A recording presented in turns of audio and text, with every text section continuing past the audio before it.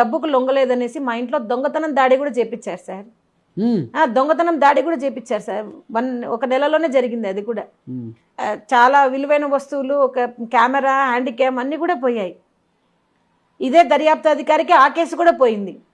సంఘటన జరిగిన నెల తర్వాత నాకు ఫోన్ చేసి, అమ్మ మీ ఇంటికి దర్యాప్తుకు వస్తున్నాం, మీ ఇంట్లో దొంగతనం జరిగింది కదా, దొంగలు అప్పుడు ఎలా మీ ఇంట్లో బీరువాని ఎలా పడుకోబెట్టారో అలా పడుకోబెట్టానమ్మా, నేను వస్తున్నాను అన్నారు సార్. నెల తర్వాత అంటే నెల వరకు మేమేం అక్కడేం ముట్టుకోకుండా, అక్కడేం సంసారం చేయకుండా, జీవనం ఏం చేయకుండా ఉంటామా సార్? ఎంత నిర్లక్ష్యమైన దర్యాప్తు అధికారులు ఉన్నారంటే మాతో మాట్లాడేది లేదు. మేము వెళ్తే మా బిజీగా ఉండని చెప్పి పంపించేది.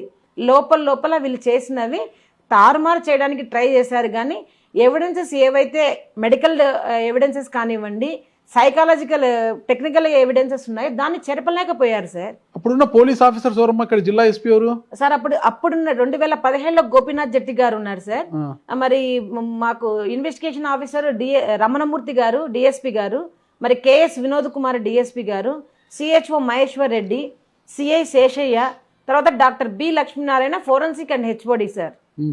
వీళ్ళ 5 మంది కీలకంగా ముద్దాయిలకు ఇంకా మేమున్నాం, మీరు ఇంకా తడిగుడ్డేసుకొని పడుకోండి అనేట్లుగా వాళ్ళ మీద వాళ్ళకి హెల్ప్ చేశారు సార్.